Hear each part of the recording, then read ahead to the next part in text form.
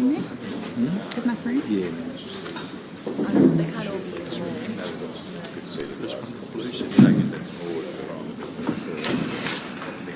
probably from nights through to Serrano. Yeah, yeah. Of course, the community. What do you say? 10 minutes. It does. I can see that. That just censors there. Councillors, thank you. Yes. Thank you, councillors, and welcome everyone.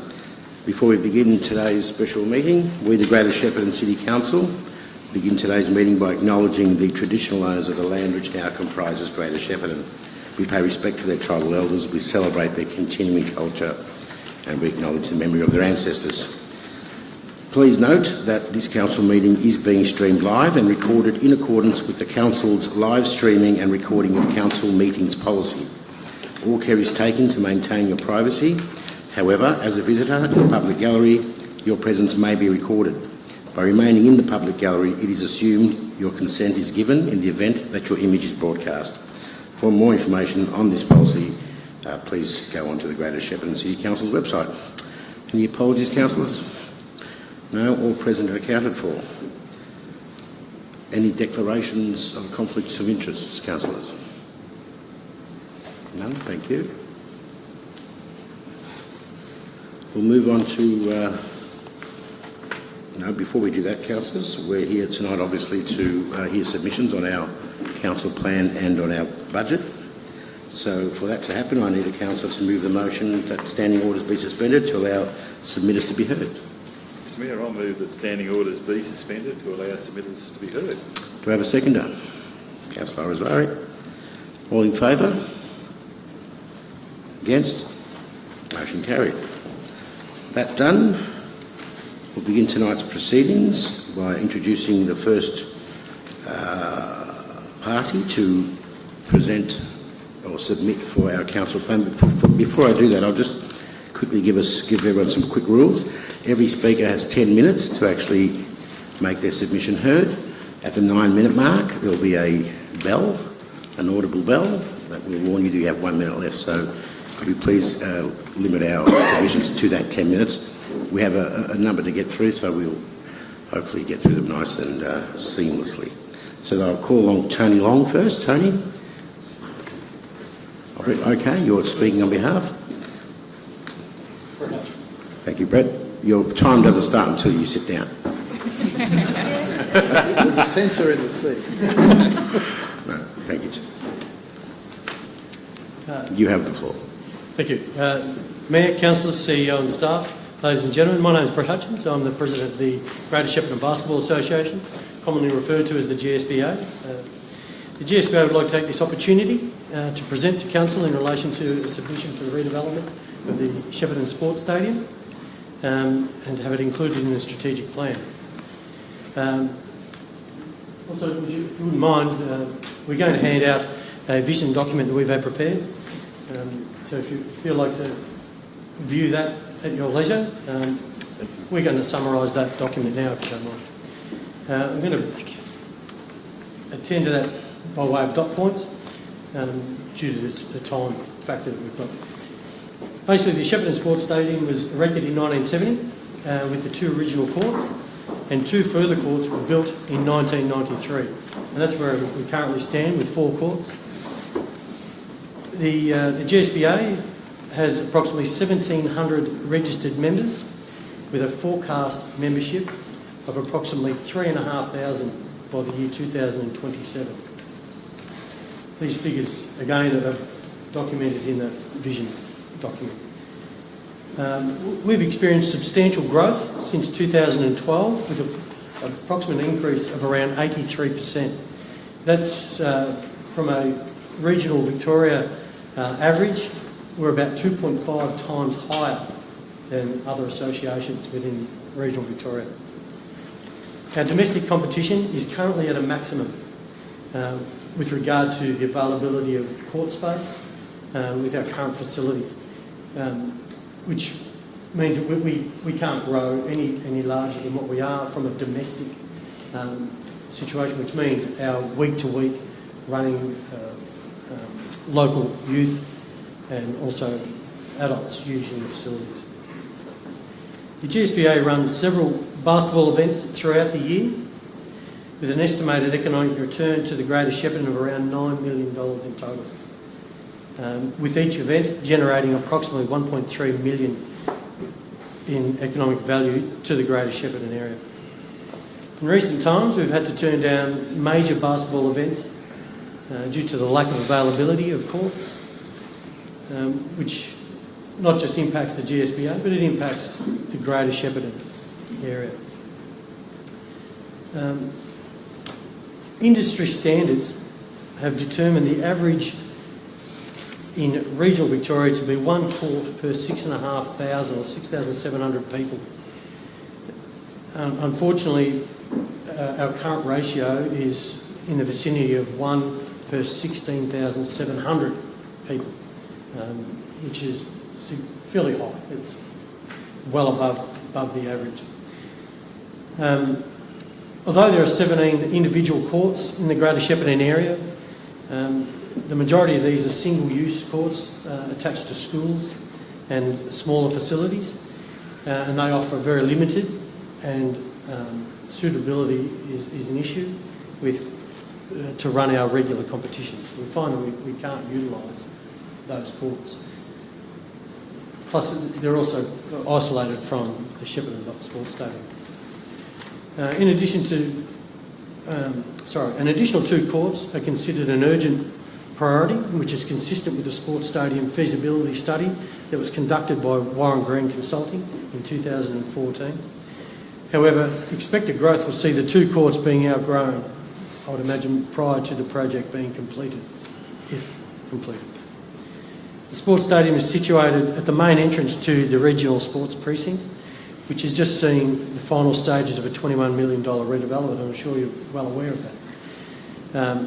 However, I would expect that the sports stadium being redeveloped would bring that facility up to the current high standard that we're seeing throughout that precinct.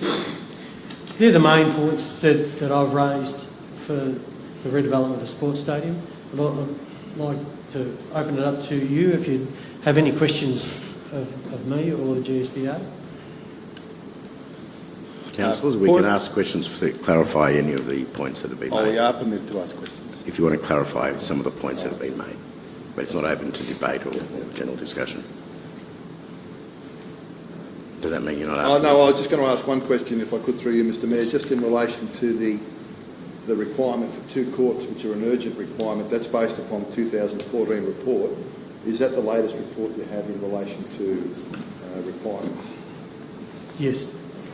The other issue that I wanted to clarify with you is, in terms of the ratio, the industry standards of 1 court per 6,500 people, can you just clarify the figure that it's currently sitting at now, present use? 1 in 16,750 is the figure that's been determined by the author of that vision document. Okay. Thanks, Mr Mayor. Councillor Hazelman. Yeah, thank you. That 2014 report, you say, indicated the need for another 2 courts. I'm sure there was a range of other recommendations came with it too. Do you want to give us a quick summary of what else was recommended? There was recommendation in relation to the use of other facilities around Shepparton area. However, the isolation of those facilities to the Shepparton Sports Precinct certainly made it difficult for us to operate our current association and organisation. However, there was a number of other recommendations, which I can't tell you exactly what they are at the moment. But the key recommendation was redevelopment and 2 extra courts. Correct, yes. Good. Any other questions, councillors? No? Thanks for your time, Brad. Thank you very much. Thank you.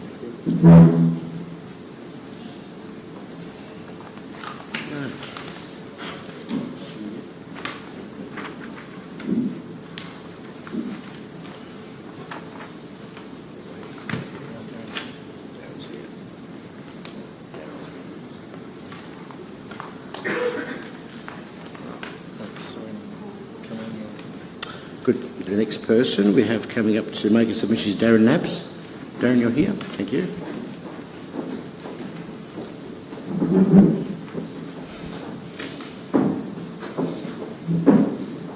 Welcome. Okay. Yeah, thank you very much. Thanks for the opportunity to be able to present today. I'd like to also introduce, so I'm Darren Nabbs, part of the executive of the Master Swimming Group, also Glenn Gibson, and also we've got with us today Rod Jackson, who's Golden Valley District Swimming President. Both Glenn and I have been long-term members of and have been using the Aquamoose pool for 40 years between us.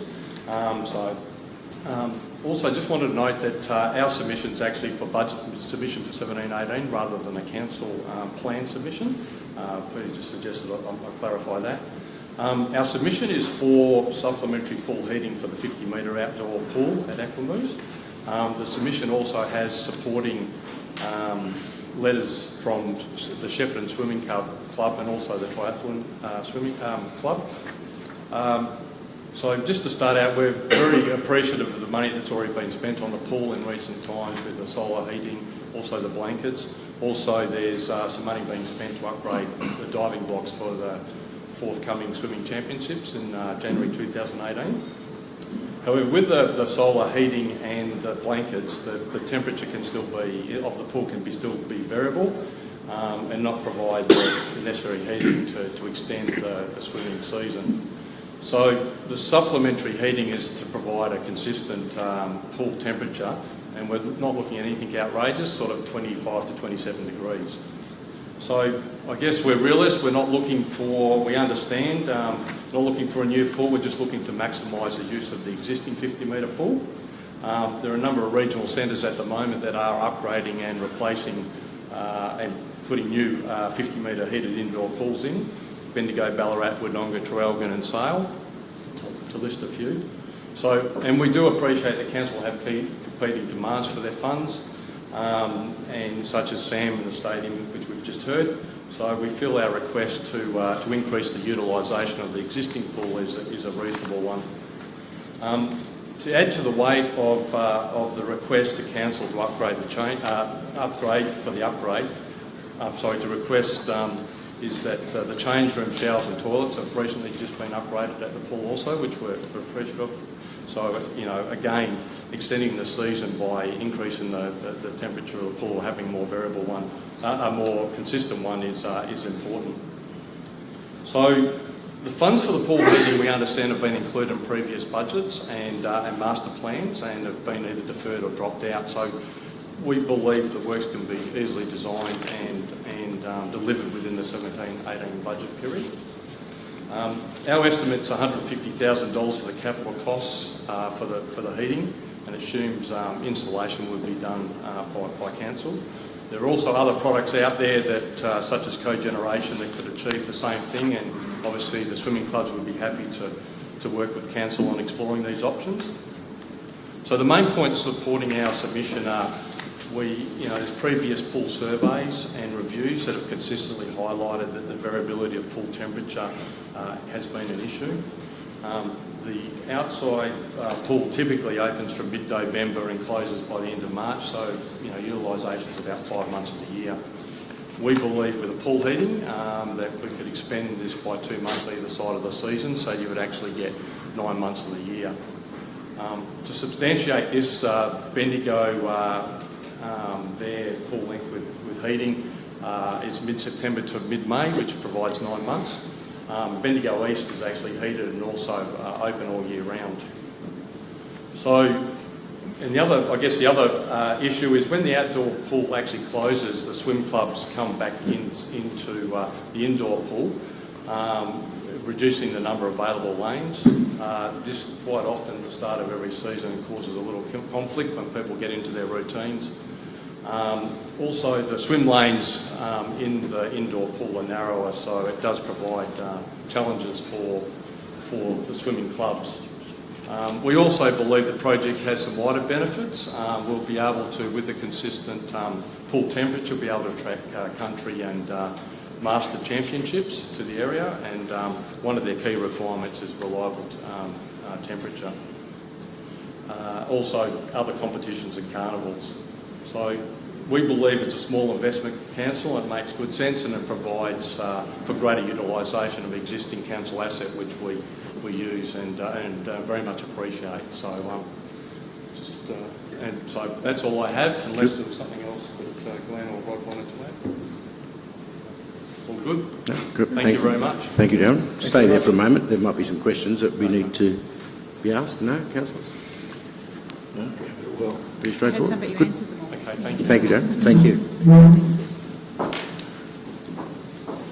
Now that brings to a close our two presenters for the council plan submissions. That being done, I need a motion from one of the councillors to resume standing orders. Bruce Giovanetti. Do I have a seconder, please? Councillor Osvari. All in favour? Against? Motion carried. Standing orders are now resumed. Also, council, we have a recommendation on page 3 of our agendas. We need a councillor to move that recommendation that the council, and I will read this out, receive and note the written and verbal submissions in response to the public advertisement of the draft council plan 2017-2021, and point 2, formally consider all received submissions and the adoption of the council plan 2017-2021 at the ordinary council meeting to be held on Tuesday 20th of June 2017 at 5:30 p.m. in the council boardroom. So, Councillor Summer, are you I'll move the motion. as printed on page As 3? printed on page 3. Do I have a seconder? Councillor Abdullah. All in favour? You don't want to, do you need to speak to it, Councillor? With the move and the seconder's approval, I think there should be an additional component in there, and that is that all of the submitters should be thanked for their contributions. Oh, well, yes, indeed. Thank you, Councillor No, Hazelton. definitely not. No, yeah, of course. So the move and the seconder were happy that there be a point 2 that all submitters be courteously thanked for their contributions. Well, a point 3, actually. Yep. We make it point 3. If you Yep. like. We're all happy with that, councillors. So the motion, Councillor Summer, will be?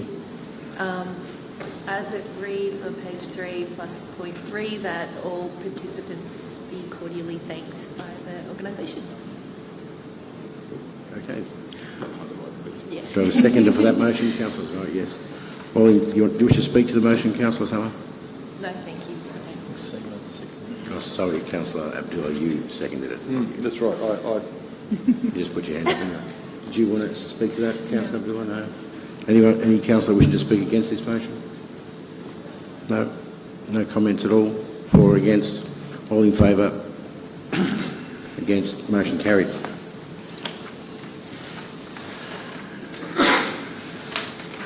Now, councillors, I need another councillor to move a motion to suspend standing orders once again, as printed on page 6. Councillor Hazelman. Standing orders be suspended to allow submitters to be heard. Yes, seconder please. Councillor Osvari. Sorry, Councillor. Yeah, she's very quick.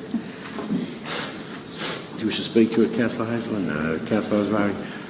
All in favour? Oh, sorry, any councillor wishing to speak against it? No. No. No. All in favour? Against? Right, now, that being done, I'd like to call upon Glynis Scott. Yes, Glynis is here.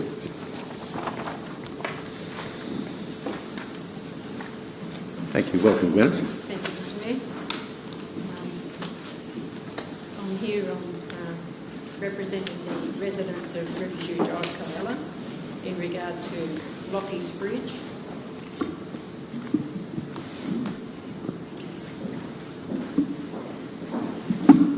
Thank you.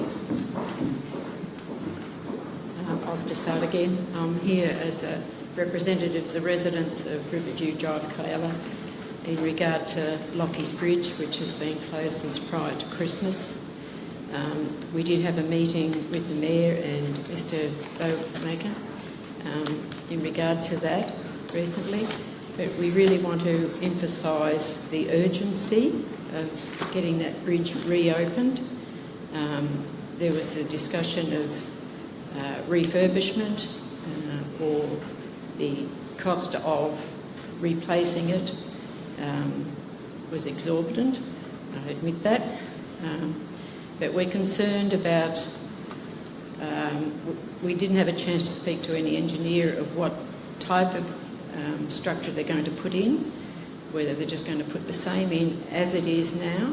They did mention about increasing the load limit from 3 tonne to 10 tonne, and about what sort of structure they would need to do that with, as the bridge had previously been lowered below road level, and that needs to be brought up to road level. Otherwise you've got extra weight being applied to that when any vehicle goes on it or off it, which can cause more maintenance problems with the structure. And the regard to railings or what they're going to put in, we're not sure. Last time they put in green planking across the things, which all buckled, which makes it very rough. Some of those planks have been replaced. The structure underneath was very much altered when they did it. They took out a square beam from underneath, sitting on the square pillars, and put in a round one, which has fractured, which they've put strapping on, which is now broken. It just doesn't, because you're not going to have the same load capacity on a round, what did I say? Beam underneath. You're only going to have the weight across the top of that round piece and across the bottom. The rest is not flexible. Won't take the load limit. Our other concern is that it needs to be done urgently,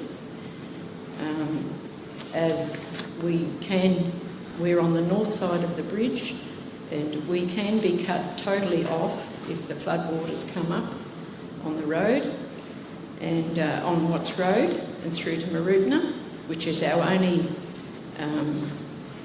access at the moment to go in and out. And that is quite commonly known, that road does get flooded. And we have people living there who have to go out to Shepparton, Maroubna and other places for work. There's people that have business contracts that they have to fulfil, and we also have students doing VCE in this area, plus TAFE College. And if they can't get out to do their work or to do their exams because we're cut off because of flood water, this can cause quite significant stress for them, for each of them, whether it's work or whether it's school. And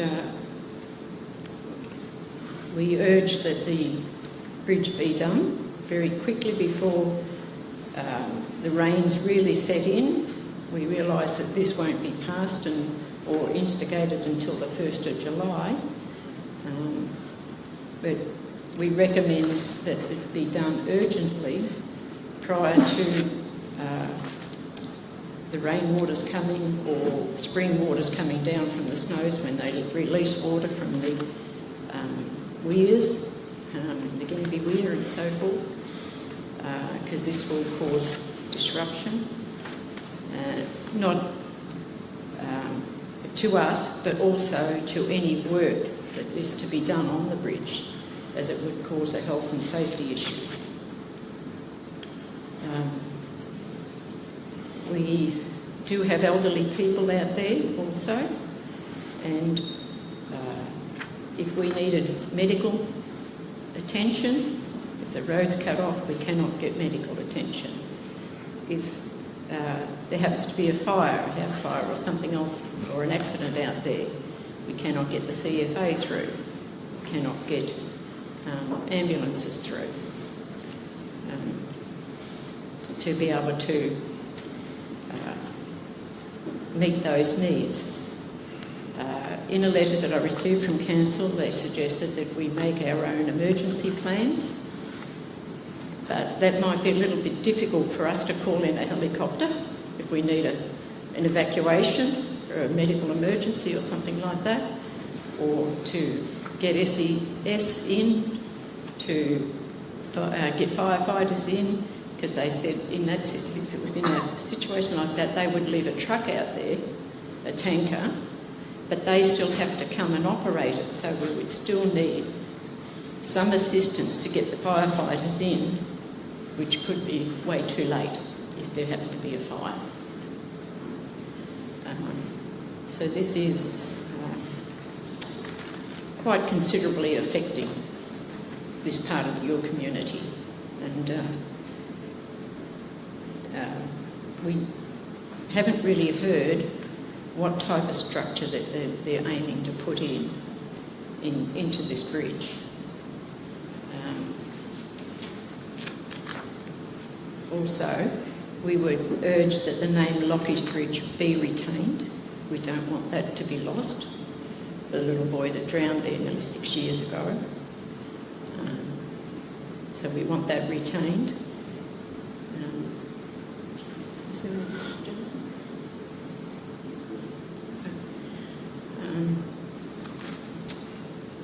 Yeah, we're still affected, because the bridge is closed, we're still affected with our mail. We cannot get our mail delivered. We have to come to Benalla Road. And as I said, we have elderly people out there who cannot drive into Shepparton and have to rely on other people to come and check to see if there's mail at the Benalla Road post office.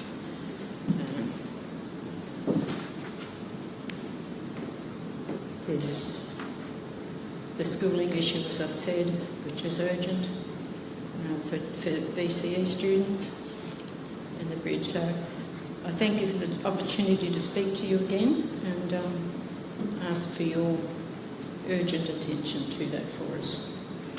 Thank you, Gladys. Thank you. Any councillor wishing to ask any questions? Bruce.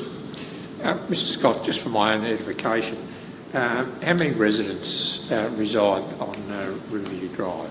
There's 8 homes out there. I'm not sure how many to each one. I actually haven't counted them. But this gentleman here has 7 children. One's doing VCE. He has a business that he has to be able to get in and out to attend to. This is Mr Cullen, Jason Cullen. And he has a son doing TAFE. He has other students at school, of course, and so it's urgent for him to be able to get this road fixed. So actual numbers, sorry, off the top of my head, I can't tell. That's all right, no. There's at least families there's 8 homes. that's fine. Yeah. Thank you. Thank you, councillors. Thank you, Gladys. Thanks for that.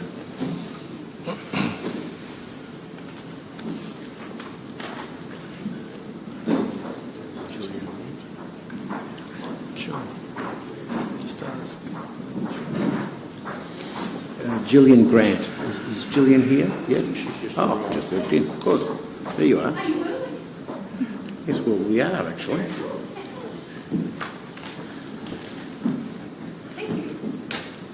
Good timing. Thank you, Gillian. Welcome.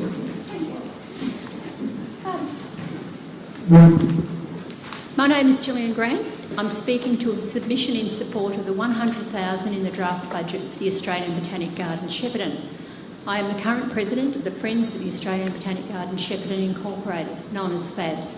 3 of our members are here tonight in support of the submission. They are Talia, Claire and Sandra. FABS is an independent body which works closely with the Council Section 86 Committee for the Gardens, the Australian Botanic Gardens Committee. I'm also a member of that committee. FABS works with the committee to maximise the development of the gardens, and this includes making the budget allocation go as far as possible every year. They support the development of the Australian Botanic Gardens by providing assistance in the establishment and maintenance of the gardens and in many other ways. With 5 years' development, a lot has been achieved and there's plenty to see at the gardens. Walks through the bush, always something blooming, and the Owning Hill in Shepparton, this is a great place for people to exercise. I emphasised in the FABS submission the high standards of the designs of the delivered themed gardens and the signage installed.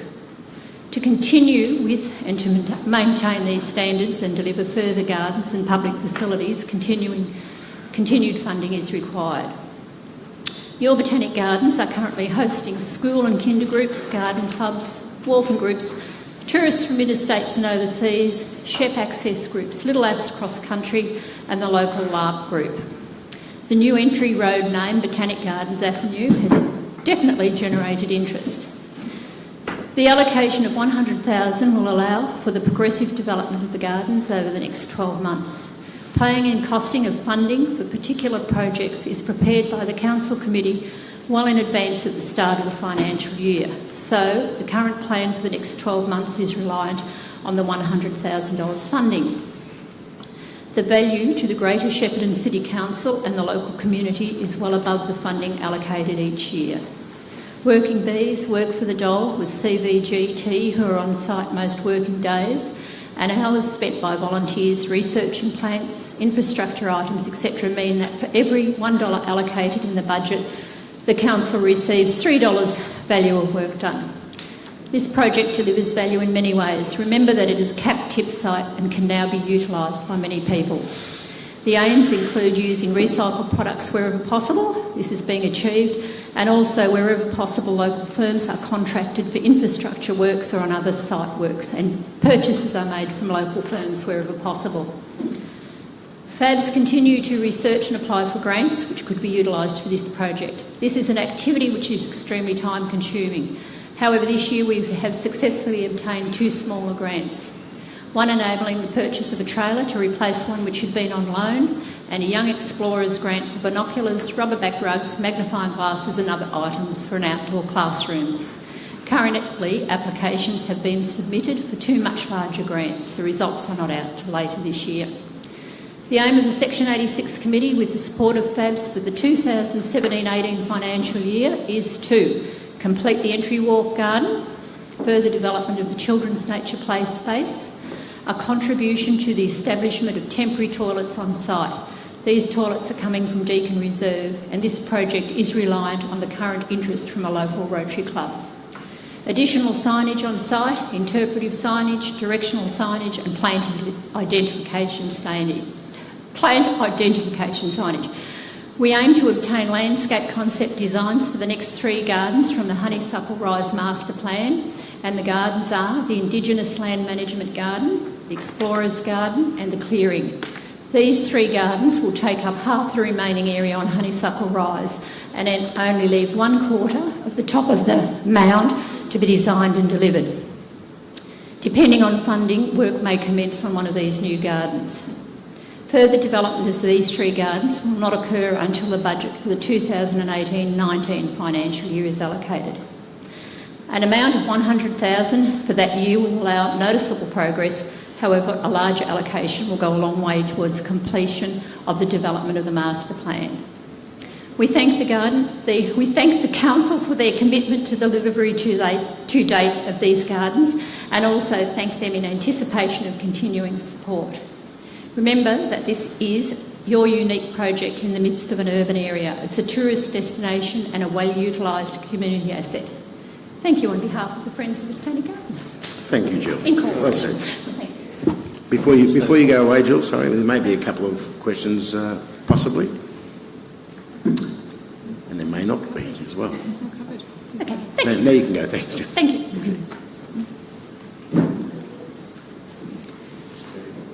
We don't have Terry Court, no.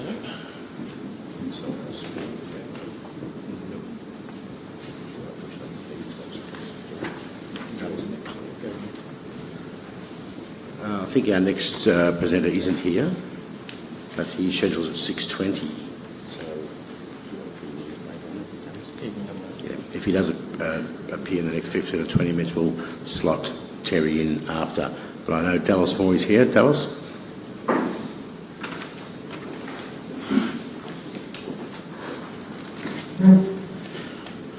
Welcome. Thank you.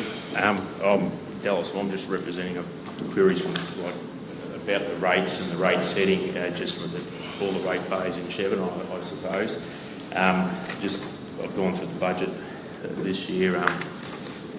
It's just 9.2.6 is missing from your budget. If you go to page 66, you refer to that, it's missing. But I mainly wanted to concentrate on your rate setting. If you go to 7.5, page 46 here, your land value's gone up by $121 million from 16-17 to 17-18. I was unsure how that was. My impression was that those land values were based on the 1st of January 16 both years. So unless there was subdivisions and whatever, I couldn't work out how the $121 million was increased. That was one question I got. I don't expect answers off the cuff sort of thing. And my concern was the fair go rate system. Everything was capped at 2%. So as I've gone through, I see your general rates on page 45 there are capped at 2%.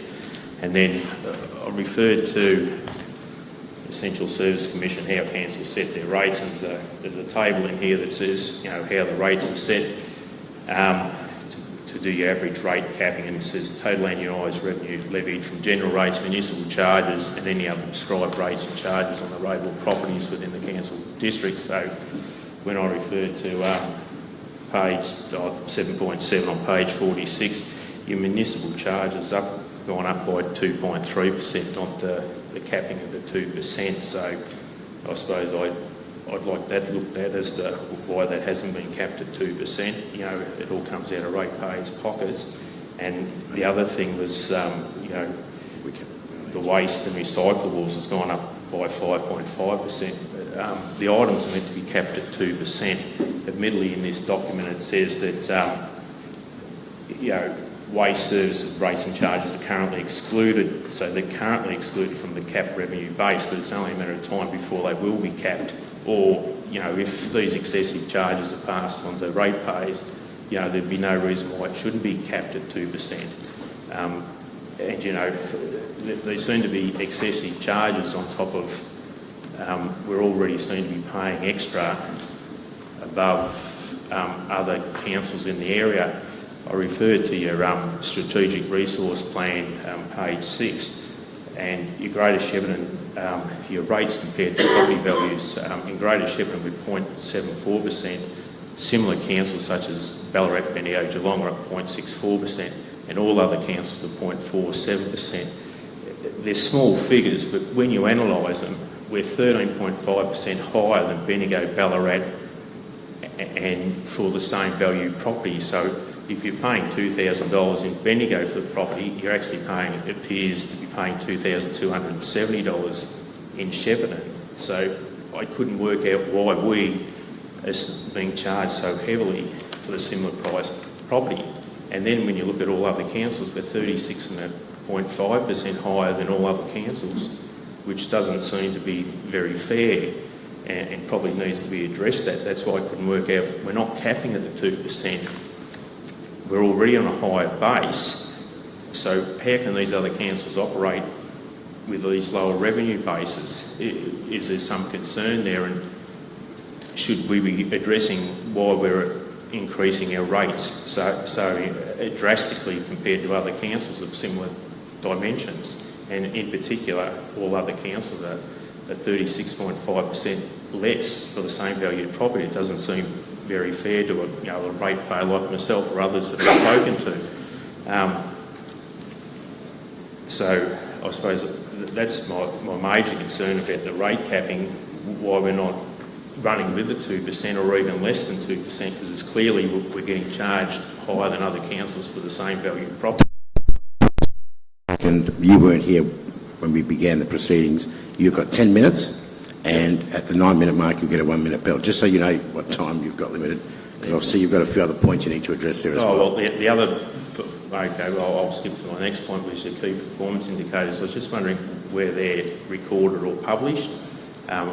In particular, I was interested to see the KPIs, you promote economic growth, your KPIs, the ABNs, and I wasn't sure how they are tracked or how they are measured, and your other KPIs, because tracking ABNs is a very flawed system, and when you analyse them, SPC could close down, you lose one ABN, 2 sole traders could open up the same day, and your ABN show a positive figure. So that raises concerns, like, you know, and you're spending 8.5 million in this area. So, you know, should we be tracking maybe job growth, property sale prices, or populations rather than ABNs? Because, you know, it's very easy to, you know, it doesn't give a true reflection of how your economy's tracking.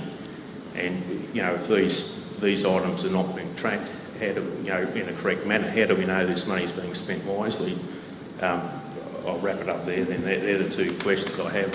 No, you've still got time. You've got a further 2 or 3 minutes, at least. Yeah, if you need more time. No, that's fine. I'll just leave it at those 2 there. All right, thank you for that. Any questions, councillors? Any clarification questions? Dallas, one moment. There may be some councillors that need to ask now. All right? No? Good. Thank you. Thank you very much.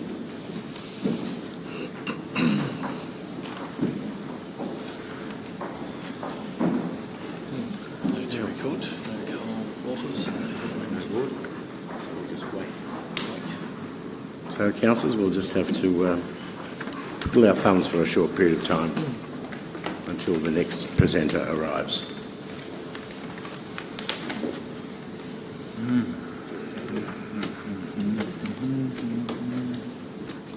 Just talk amongst yourselves. There's a few more to come. They're not here yet because we're going too quick.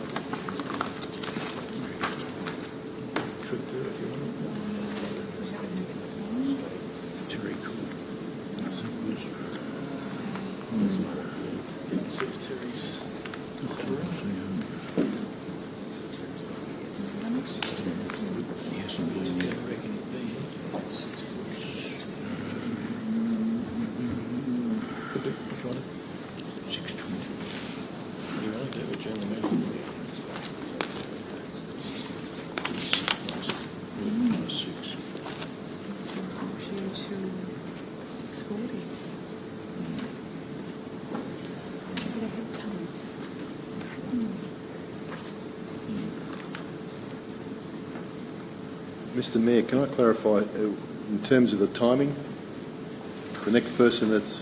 Yeah, 6:20. And the time now is? 6:13 or 6:12. I may consider just calling adjourn the meeting? Adjournment, yes. Yeah, so just one moment, Councillor Oswari. We're just looking up the exact... Yep, so you'll have to... I'll have to resume standing orders to do that. So I'll need a councillor to move to resume standing orders. Councillor Oswari, seconder. Councillor Sutton. You don't need to speak to it, Councillor Oswari. Of course not. Councillor Sutton. All in favour of resuming standing orders? Against? Motion carried. Now, having said that, we need a motion to adjourn. Yep. okay, do I have a councillor wishing to move a motion to adjourn the meeting for 15 minutes? Councillor Oswari, seconder.